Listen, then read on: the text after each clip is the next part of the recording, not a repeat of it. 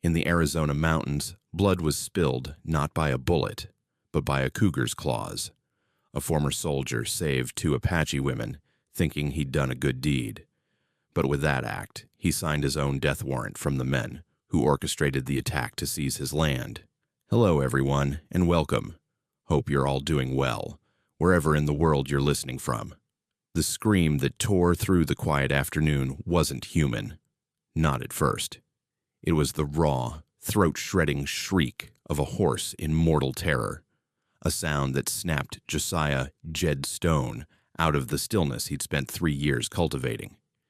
He was halfway through splitting a log, the axe poised over his head. For a long moment, he just stood there, muscles coiled, listening to the silence that followed. The mountains had a way of playing tricks on a man, but then came the second sound, sharp and desperate, and this one was human. Jed dropped the axe. He didn't think.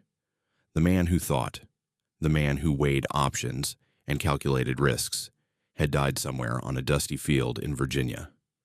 What was left was instinct. A muscle memory of violence he'd tried to bury under layers of solitude and hard labor. He burst from the lean-to, grabbing the first thing his hand found, a heavy iron pickaxe leaning against the wall of his small, sturdy cabin. Its weight felt horribly familiar in his hands. He crashed through the sparse pine and manzanita brush, following the direction of the screams. The air was thin and hot, smelling of dust and pine needles. He found them in a small clearing maybe 200 yards from his property line, near the cluster of rocks that marked the beginning of Apache land.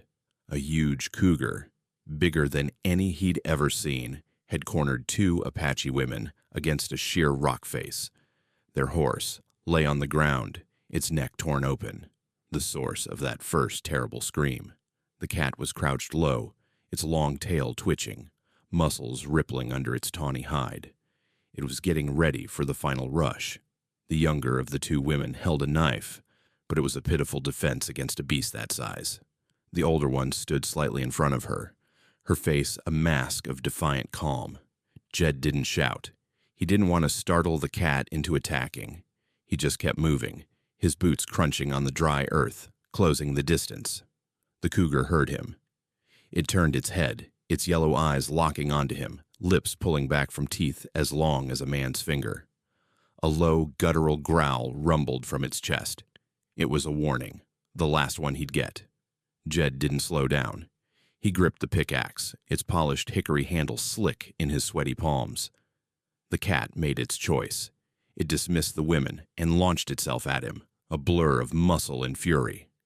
Jed reacted without thought, a grim dance he hadn't performed in years. He sidestepped the initial leap, swinging the pickaxe in a brutal arc. The sharpened point caught the animal in the shoulder, sinking deep. The cougar screamed, a sound of pure rage and pain, and twisted in midair, its claws raking across Jed's chest. He felt a searing, white-hot pain. The fabric of his shirt ripped away like paper, and he felt his own warm blood spill down his ribs. He stumbled back, yanking the pickaxe free with a wet, tearing sound. The cougar landed, wounded but not finished. It coiled and sprang again. This time, Jed was ready. He dropped to one knee, bracing the handle of the pickaxe against the ground and aiming the point upward, just like he'd been taught to do against a cavalry charge. The animal impaled itself. Its own momentum drove the iron spike deep into its chest. For a terrible second, it thrashed, its claws flailing, one catching him high on the arm. Then, with a final shuddering gasp, it went still. The silence that fell was heavier than before, broken only by Jed's own ragged breathing and the drip of blood onto the thirsty ground. He stayed there for a long moment, kneeling in the dirt, the dead weight of the cougar pressing him down. Finally, he pushed the carcass off the pickaxe and staggered to his feet. He was bleeding freely from 3 deep gashes across his chest and another on his arm. The world swam a little, the edges of his vision going dark. He leaned on the pickaxe, trying to catch his breath. When he looked up, the 2 Apache women were watching him. There was no fear in their eyes, no panic, Just a calm, steady appraisal that was more unnerving than any scream. They looked at him, then at the dead cougar, then back at him. The older one, Nalin, took a step forward. Her eyes, dark and knowing, lingered on the scars that already littered his body before settling on the fresh, bleeding wounds. She spoke in a low, clear voice, her English measured. The elder spoke of a man with scars on his soul, who would come from the mountains. Her words hung in the air, making no sense at all. Jed just stared at her, his mind reeling from the violence, the pain, the sheer shock of it all. He had come here to escape ghosts, not to find new ones. The younger sister, Tula, moved with a quick, practical grace. While Nalin's gaze was fixed on Jed, Tula's sharp eyes were scanning the clearing, taking in details Jed had missed in the heat of the moment. Her gaze settled on something half hidden in the brush a few yards away. She walked over and knelt down, then looked back at her sister, her expression grim. Jed followed her gaze and saw it. The carcass of a young calf, not more than a day dead, its hide bearing a clear, fresh brand. The letters were stark. BLC. Jed knew that brand. Everyone in this part of the territory knew it. Blackwood land and cattle. A syndicate run by a man back east who was buying up land and water rights with a ruthless efficiency. He'd heard stories of them driving off smaller ranchers, diverting streams, and using the law like a club. He'd received 3 offers to buy his own plot, each one more insistent than the last. He'd refused them all. They left it as bait, Tula said, her voice tight with anger. They must have driven the cougar down from the high rocks, made it hungry and desperate. They wanted an incident. An incident. A dead horse, maybe a dead Apache. Something to give them an excuse to bring in hired guns, to claim the area was unsafe, to push the tribe off the land they'd held for centuries. And Jed's small ranch, with its year-round spring, sat right in the middle of it all. The pieces clicked into place with a cold, sickening clarity. This wasn't a random animal attack. It was an act of war. Nalin seemed to ignore the discovery for the moment, her attention focused entirely on Jed. "You are bleeding badly. We must stop it." She approached him without hesitation, pulling a small leather pouch from her belt. From it, she took dried leaves and what looked like a wad of clean, soft deer hide. Jed flinched as she touched the edge of the deepest wound on his chest, but her hands were surprisingly gentle. "Hold still," she commanded softly.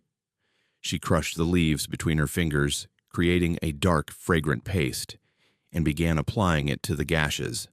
The sting was intense, but almost immediately, the bleeding began to slow. "We came seeking a root that grows only near your spring," she explained as she worked, her voice calm and steady. "It is needed for a child in our village with a fever. Our chief, Mangas, he knows of you. He calls you the Silent Man, the one white man who lives by the mountain's rules and does not steal its water." Jed didn't know what to say. He'd made a point of being invisible, of keeping to himself. The thought that he was being watched, even benignly, was unsettling. He had come to these mountains to be alone, to let the silence and the sun bake the memories of the war out of his bones. He hadn't spoken more than a dozen words to another soul in months. As Nalin finished packing the wounds and began binding them with strips of the soft hide, Tula suddenly looked up toward the ridgeline to the east. "Nalin," she said, her voice low. "Riders are coming." Jed tensed, his hand instinctively going to the handle of the pickaxe, but Nalin simply nodded, her expression unchanged. "It is my brother Haska," she said, as if it were the most natural thing in the world. "He will have heard the commotion." Jed looked out at the approaching figures, maybe 5 or 6 of them, moving with the fluid ease of men born in the saddle.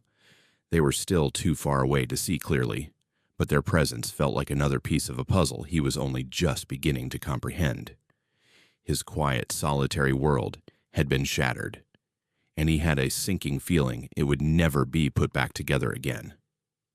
The riders came down the slope not with a reckless charge, but with a disciplined, controlled speed that spoke of experience. The man in the lead was tall and lean, his face set in hard lines that seemed carved from the surrounding rock. He pulled his horse to a stop and dismounted in one fluid motion, his dark eyes taking in the entire scene at a glance. The dead horse, the dead cougar, and Jed, standing bloody and bare-chested between his sisters. "Nalin, Tula, you are not harmed?" His voice was a low growl, each word precise. "We are safe, my brother," Nalin replied calmly. "This man, Josiah Stone, he saved us." Haska's eyes settled on Jed. It was not a friendly look. It was the look of a man assessing a threat. He circled Jed slowly, his gaze taking in the fresh wounds, the pickaxe still clutched in Jed's hand, the exhaustion etched on his face. The other warriors remained on their horses, silent and watchful, their rifles held ready. "You killed this cat with a miner's tool?" Haski asked, a note of disbelief in his tone. "It was what I had," Jed said, his voice hoarse. Haski grunted, a sound that could have meant anything. He then walked over to the dead calf and stared down at the BLC brand. A flicker of something cold and hard passed through his eyes. He kicked at the carcass with his boot. "Blackwood's dogs," he muttered. "They grow bold." He turned back to Jed. "This is not the first time. For months they have been poisoning watering holes, setting fires. They want these mountains. They want the water." He gestured vaguely to the south. "They are trying to push our people out, and men like you, the small ranchers, who will not sell. They want it all." Haski then revealed a chilling piece of information. "Our Chief Mangas has been watching you, Stone. He knew Blackwood wanted your land. He knew about your spring. It is the only reliable water source for miles, the key to controlling this whole territory. Your quiet life was over before this day even began." The words hit Jed like a physical blow. He had thought his solitude was a fortress.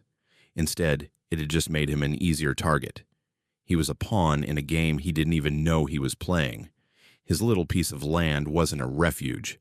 It was a strategic asset, a prize to be taken. "Why would your chief care about me?" Jed asked, the question coming out rougher than he intended. Haska's expression didn't soften. "He does not care about you," he said bluntly. "He cares about our people. And your fight is now our fight. Blackwood will not stop with this. They sent the cat for my sisters. When they learn you interfered, they will send men for you." The harsh logic was undeniable.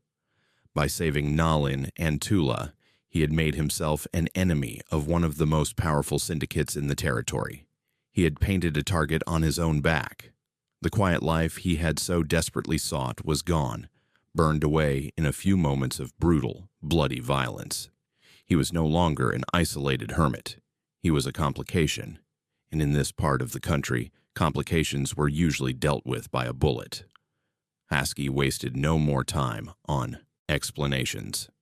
He issued a series of short, guttural commands in Apache.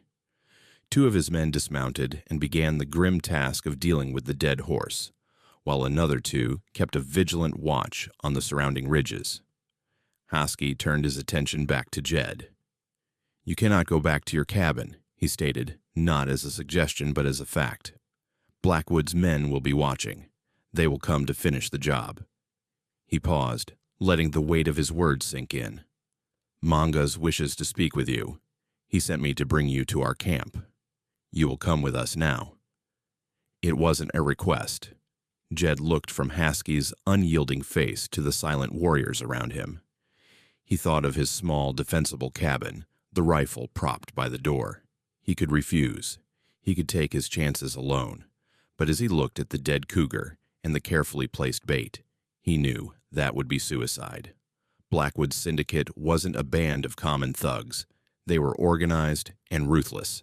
Going back to his ranch alone would be like locking himself in a coffin and waiting for them to nail it shut. "All right," Jed said, the word feeling strange in his mouth after so much silence. He nodded once. Haski gave a curt nod in return and gestured to one of his men, who brought forward a spare horse. Mounting was an agony. Every movement sent a fresh wave of fire through the wounds on his chest and arm. He grit his teeth against the pain, his jaw tight. Nalin and Tula were helped onto horses, and the small party set off, leaving the scene of the violence behind. They didn't take any trail Jed recognized. Husky led them on a winding, difficult path through a maze of canyons and rock formations that would have been invisible to an outsider. They rode for what felt like hours, deeper and deeper into the heart of the Chiricahua range.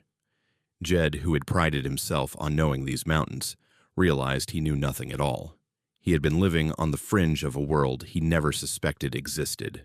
Finally, as the sun began to dip toward the horizon, they passed through a narrow fissure between two massive rock pillars and emerged into a hidden valley.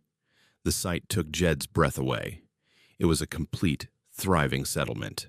There were dozens of sturdy wickiups, corrals holding healthy-looking horses, and patches of carefully tended crops of corn and squash growing near a clear-running stream. Children played, and women worked, their movements filled with a sense of purpose and community. It was an oasis of life and order in the middle of a harsh, unforgiving wilderness. After years surrounded by the ghosts of war, the destruction, the chaos, this scene of peaceful, ordered existence was almost overwhelming. It was everything he thought had been lost to the world, everything he had tried to forget. As he dismounted, his legs unsteady, he felt like a man stepping into another country. He was an outsider, a white man, a former soldier from a defeated army, standing in the heart of an Apache stronghold. He had no idea what to expect, but he knew one thing for certain. His life, the small, quiet life he had built, was over. A new, far more dangerous one had just begun. They led him toward the center of the village, where a low, clean fire burned in a carefully constructed pit. An older man sat on a simple stool beside it, watching their approach. He was not large or physically imposing, but he possessed an aura of immense stillness and authority. His face was a roadmap of lines and creases, and his eyes, dark and intelligent, seemed to take in everything at once. This had to be Mangas. As Jed approached, Mangas gestured to a spot on the ground opposite him. "Sit, Josiah Stone," he said. His English was perfect, accented but clear. The use of his full name was another small shock. They knew more about him than he could have imagined. Jed lowered himself carefully to the ground, the pain in his chest a dull, constant throb. Mangas didn't waste time with pleasantries. "Husky tells me you fought well. You have the look of a man who has seen battle before." "I was a soldier," Jed said simply. There was no point in lying. "The graycoats, yes?" "We know," Mangas said, his eyes seeming to look right through him. "Tell me, soldier, why do you cling to that worthless piece of rock you call a ranch? Blackwood offered you good money, more than the land is worth. Why did you not take it and leave?" The question was direct, stripping away all pretense. Jed thought, for a moment trying to find an honest answer. "Because it's mine," he finally said, "and because I'm tired of running. I came here to find a place where I could be left alone." A faint, humorless smile touched the chief's lips. "A man is never left alone when he possesses something another man wants. Your spring stone, that is what they want. It is the last free water in this region. With it, Blackwood can graze 10,000 more head of cattle. Without it, their herds will wither in the dry season." Mangas leaned forward, his expression hardening. "They have made you 3 offers. They will not make a 4th. Their next offer will be delivered with bullets. They will take your land and your life, and the law will call it a property dispute with an unknown squatter." The cold, brutal truth of the statement settled in Jed's gut. This wasn't about right or wrong. It was about power, and he had none. "So why bring me here?" Jed asked. "What do you want from me?" "What I want," Mangas said, his voice dropping, "is to survive. My people have lived in these mountains for generations. Now, this syndicate comes to drive us out, to starve us into submission on a government reservation. Your fight, whether you chose it or not, is our fight." He paused, his gaze intense. "I am not interested in your goodness, soldier. I'm not offering you friendship. I am interested in your skills. You know how the white man fights. You know his tactics, his weapons, his way of thinking. That knowledge is valuable, more valuable than your spring. The offer was as stark and unsentimental as the man himself. He wasn't appealing to Jed's honor or his conscience. He was making a strategic calculation. Jed wasn't a friend. He was a potential asset, a weapon to be used in the coming war. For the first time in a long time, someone wasn't looking at him with pity or suspicion, but with a cold, clear assessment of his worth. It was a brutal kind of respect, but it was respect nonetheless. Mangas let the silence stretch, allowing Jed to process the raw calculus of his proposal. The fire crackled, spitting embers into the cooling evening air. The sounds of the village, a distant laugh, the soft nickering of a horse, seemed to belong to a different world. Here, by the fire, there was only the cold reality of survival. "I am proposing a formal alliance, Stone," the chief continued, his tone leaving no room for misunderstanding. "It is not a request for charity. It is a strategic partnership.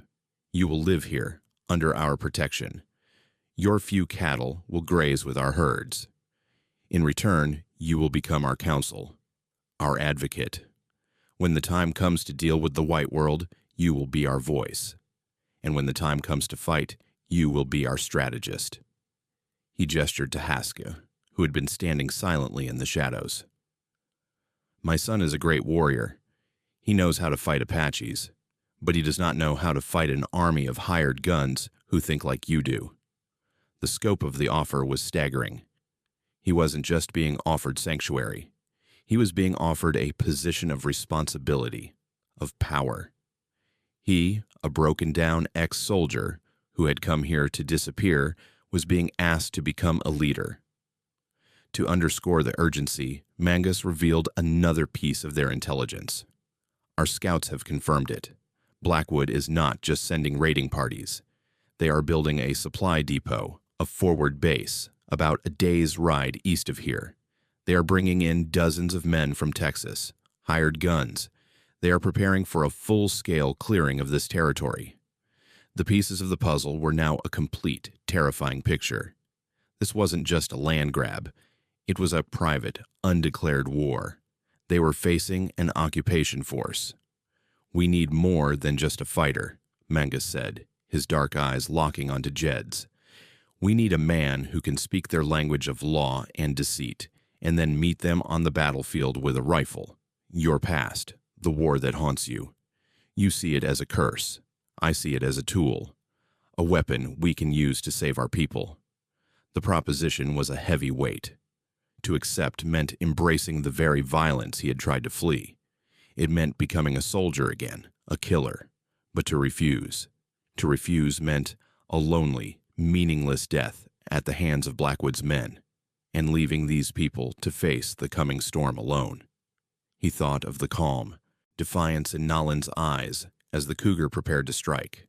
He thought of the thriving, peaceful village hidden in the valley. For 3 years, he had lived only for himself, nursing his wounds in solitude. Mangas was offering him something he hadn't realized he'd lost, a purpose, a reason to fight that was bigger than his own survival. He was being offered a chance not just to live, but to matter. His past was not something to be buried, but something to be wielded in the defense of a future. Before Jed could voice his decision, Mangas made a practical suggestion that cut through the weight of the moment. "Your cattle," the chief said.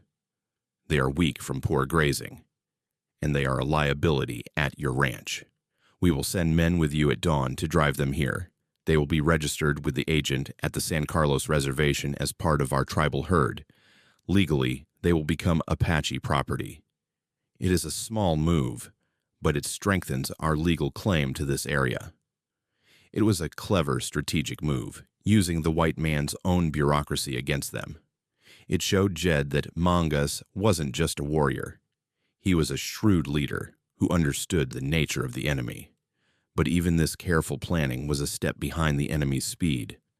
As if summoned by the conversation, a rider appeared at the edge of the firelight, his horse lathered in sweat. He was a young scout, and his face was tight with urgency. He slid from his horse and spoke rapidly to Mangas in Apache. The chief's expression darkened. He turned to Jed, his voice grim. "The time for deliberation is over. My scout reports a large party of riders, at least 15, heading for your ranch. They are moving fast. They will be there by midnight." Husky stepped forward, his hand resting on the hilt of his knife. "They will find the cabin empty." "They are not coming for him," Mangas said, his eyes fixed on Jed. "They are coming for his proof of ownership, the deed, the bill of sale. If they destroy those papers and kill you later, you become a ghost, a squatter who never legally existed. The land becomes unclaimed, and Blackwood's Syndicate can file for it." The audacity of the plan was matched only by its brutal effectiveness. It was a legal assassination. The crisis was no longer a distant threat. It was a fire racing toward them, hours away from consuming everything. There was no more time for choices. The choice had been made for him. Jed rose to his feet, the pain from his wounds momentarily forgotten, replaced by a cold, familiar anger. "They won't get my deed," he said, his voice low and steady. He looked directly at Mangas. "They will not have my land, and they will not have yours." A grim smile touched the chief's lips. It was the answer he had been waiting for. He turned to his son. "Husky, take 20 of our best men. Ride with Jed Stone. He knows the cabin. He knows the ground. You will show these Texans what it means to enter the Chiricahua without an invitation." There was no ceremony, no fanfare. The decision was made, and the valley exploded into quiet, efficient action. Within minutes, 20 warriors were armed and mounted, their movements swift and silent in the deepening twilight. Jed was given a rifle, a well-cared-for Winchester, and a horse that was fresh and strong. As he swung into the saddle, the familiar weight of the rifle in his hands, he knew his life as a hermit was officially over. He was riding to war.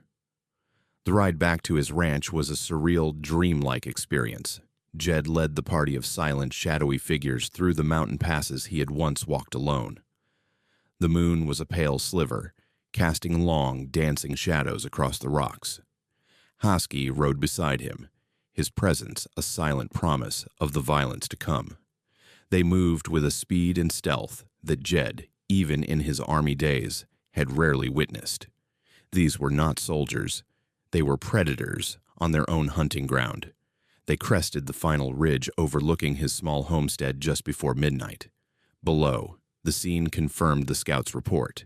At least a dozen horses were tethered near his corral. Light spilled from the windows of his cabin. They were inside. They had broken down his door. "They are tearing the place apart," Husky murmured, his voice tight with contempt. Jed felt a surge of violation, a cold fury. That cabin was more than just wood and stone. It was the sanctuary he had built with his own 2 hands, the one place on earth he had felt safe. Now it was being desecrated by hired thugs. "The deed is in a loose stone in the hearth," he said, his voice barely a whisper. "A small iron box." Husky nodded, his eyes scanning the layout below. He began issuing quiet orders in Apache. The warriors dismounted, melting into the shadows, and spreading out, forming a wide, silent semicircle around the cabin. It was a classic envelopment, a tactic as old as war itself. But they did it with an unnerving natural grace. The plan was simple. They would wait for the raiders to come out thinking their work was done. They would be exposed, silhouetted against the light from the cabin. The goal, Husky made clear, was not a massacre. "Mangas wants prisoners," he told Jed. "A dead man tells no tales. A live one can be made to talk. We need to know who hired them, who gives the orders." They waited in the cold silence of the high desert night. The minutes stretched into an eternity.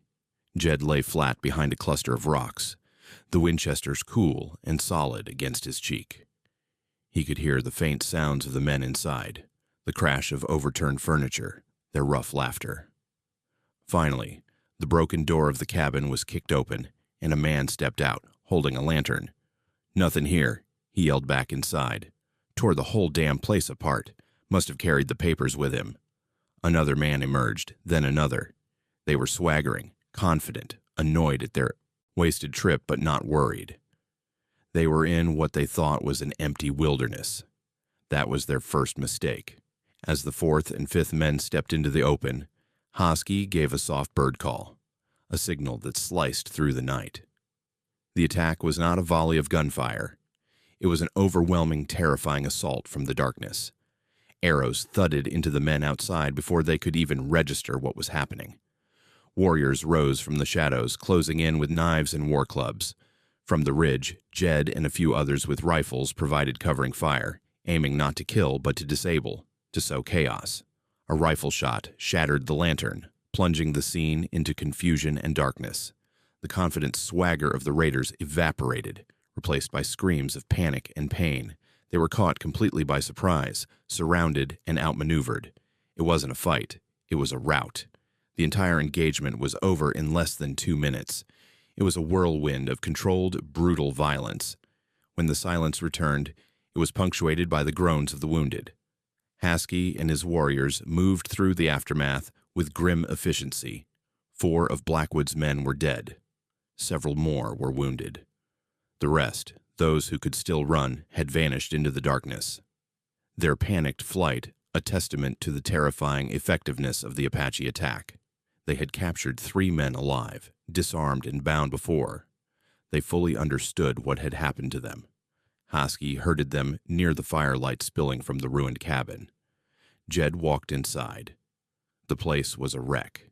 His table was overturned, his meager supplies scattered across the floor. But when he reached into the hearth and pulled the loose stone free, his fingers found the cold iron of the small box. He opened it. The deed was still there, a simple piece of paper that had almost cost him his life. He stepped back outside, the box clutched in his hand. Hosky was interrogating one of the prisoners, a burly man with a bleeding arm and terrified eyes. The Apache leader's methods were direct and persuasive. Within moments, the man was talking, confirming everything they already suspected. They were hired in El Paso by a foreman for the Blackwood Syndicate. Their orders were explicit. Find and destroy any ownership papers for the Stone Ranch, and if Stone was there, make sure he disappeared. The confession was all the proof they needed. Mangas had been right about everything. Hosky looked at Jed, a flicker of something like respect in his eyes. "You have your paper. We have our proof." He then turned his attention to the most terrified of the 3 prisoners. He cut the man's bonds. "You will return to your employer," Hosky said, his voice dangerously soft. "You will give him a message from Mangas of the Chiricahua Apache. You will tell him this land is protected. You will tell him the next men he sends here will not be sent back. Their bones will bleach in the sun as a warning to all others." He pressed the flat of his knife against the man's cheek, leaving a thin red line. "So he knows you speak the truth." The terrified raider scrambled to his feet and fled into the night. Hosky watched him go, his expression unreadable. He then turned to Jed. "They will not come back like this again. Their next move will be different. They will use the white man's law."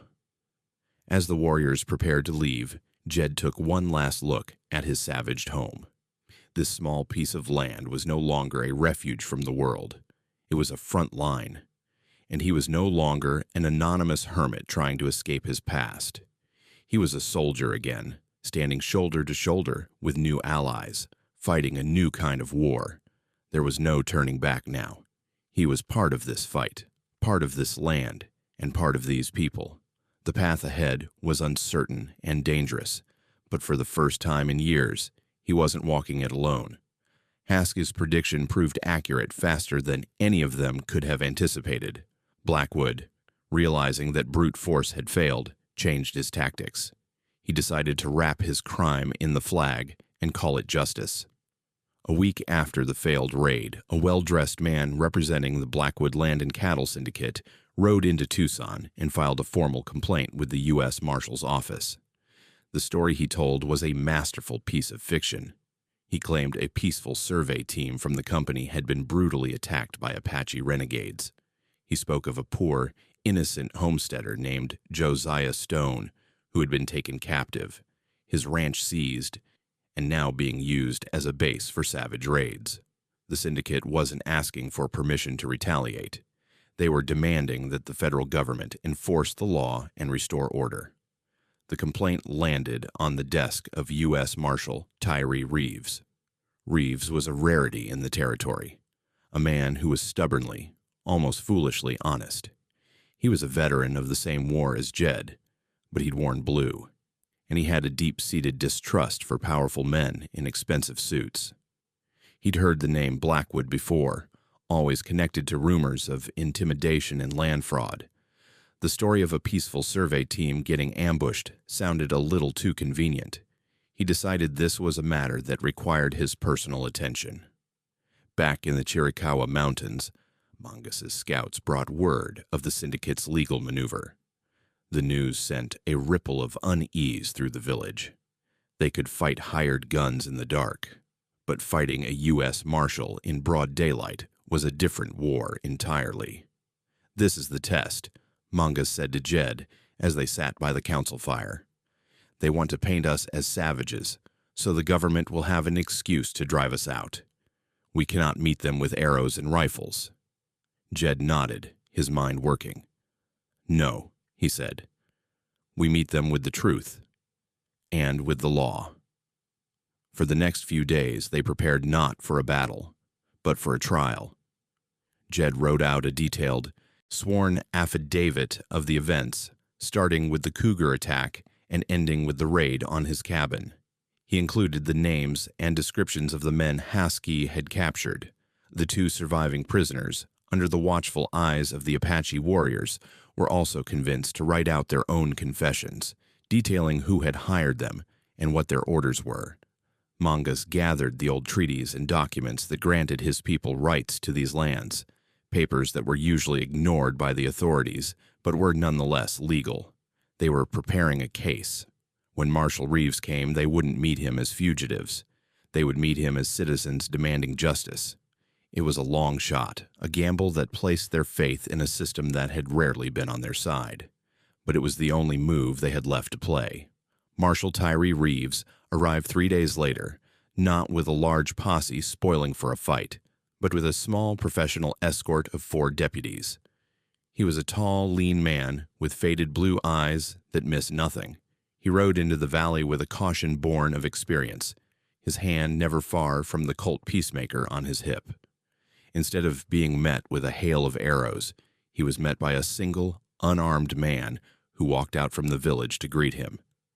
It was Jed Stone. "Marshal Reeves, I presume," Jed said, his voice calm. "We've been expecting you. I'm Jed Stone, and I assure you, I'm not a captive." Reeves studied Jed for a long moment, taking in the clean clothes, the healing but still livid scars on his chest, and the clear, steady gaze. This was not the terrified victim he had been led to expect. "Mr. Stone," Reeves said, his voice a gravelly baritone, "I have a sworn complaint here that says you've been abducted and your property seized by hostiles." "The only hostiles I've encountered work for the Blackwood Syndicate," Jed replied evenly. "And the only thing they've seized is my sense of peace and quiet. If you'll come to the council fire, Chief Mangas and I would be happy to show you our evidence." Intrigued and suspicious, Reeves dismounted and followed Jed into the heart of the village. The sight of the orderly, peaceful settlement clearly surprised him. This was no war camp. He was introduced to Mangas, and the two leaders, the Apache chief and the federal lawman, regarded each other with a mutual cautious respect. For the next hour, Jed and Mangas laid out their case. Jed presented his affidavit. Mangas presented the treaties. Most damning of all, they brought forward the 2 captured raiders who, seeing the badge on Reeves's chest, repeated their confessions, hoping for leniency. They told him everything: the plan to destroy the deed, the orders to kill Jed, the name of the Blackwood foreman who had hired them. Marshal Reeves listened to it all without interruption, his expression unreadable. When they were finished, he was silent for a long time. He looked at the legal, Documents. He looked at the former Confederate soldier and the Apache chief standing together. He looked at the peaceful village around him. Then he looked at the prisoners. "It seems," he finally said, his voice dry, "that the complaint filed in my office may have omitted a few key details." He turned to his deputies. "Take these two into custody. They'll be transported to Tucson to stand trial." He then looked at Jed and Mangas. "As for the Blackwood Land and Cattle Company," he said, a hard edge creeping into his voice, "it appears they are guilty of filing a false report with a federal officer, conspiracy, and attempted murder. I will be launching a full investigation. Your testimony, Mr. Stone, will be required." He walked over to his horse, then paused and looked back at Jed. "You fought for the South, didn't you, Stone?" "I did, Marshal." Reeves nodded slowly. "Strange world, isn't it? Here we are. It seems you and I are finally on the same side." With that, he mounted his horse and rode out of the valley, taking the prisoners in Blackwood's web of lies with him. The aftermath of Marshal Reeves's visit was swift and decisive. The federal investigation he launched into the Blackwood Land and Cattle Syndicate was like lifting a rock and exposing the rot underneath. Armed with the testimony of Jed and the captured gunman, Reeves uncovered a pattern of fraud, violence, and corruption that reached all the way back to offices in Santa Fe. Within months, the syndicate's operations in the Arizona Territory were shut down. Blackwood and his top lieutenants were indicted on federal charges. Their empire, built on greed and intimidation, crumbled into dust. But for Jed and the people of the Chiricahua Mountains, the victory was more than just the downfall of an enemy. It was the beginning of a new future. Jed, using his knowledge of the white man's legal system, worked with Mangas to formalize their alliance. They established the Chiricahua Cooperative Land Trust, an official, legally recognized entity that joined Jed's homestead and the Apache tribal lands under a single unified title. Their shared water rights were legally registered, protected from any future challenges. Their model of cooperation, of a white rancher and an Apache tribe working as legal partners, was revolutionary for the territory. It became a precedent, a small beacon of hope in a land so often torn apart by conflict. Jed never went back to living in his old cabin. He built a new, larger house closer to the Apache village, on a spot overlooking the valley. He was no longer the silent man, the hermit hiding from the world. He was Josiah Stone, advocate for the trust, respected counsel to the chief, and a member of the community. He managed their growing cattle herd, taught some of the younger men how to read and write English, and acted as a bridge between their world and the one that was rapidly encroaching on it.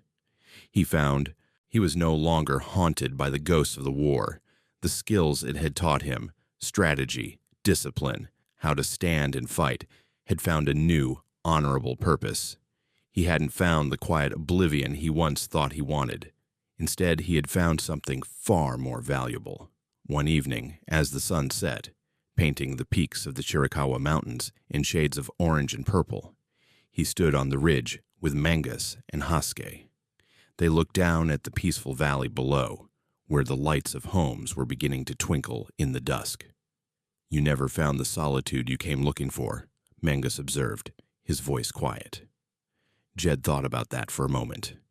He thought of the long, lonely years before the cougar, in the rich, purposeful months since. "No," he said finally, "I didn't. I found a home instead." He had come to the mountains seeking an escape from a war he had lost.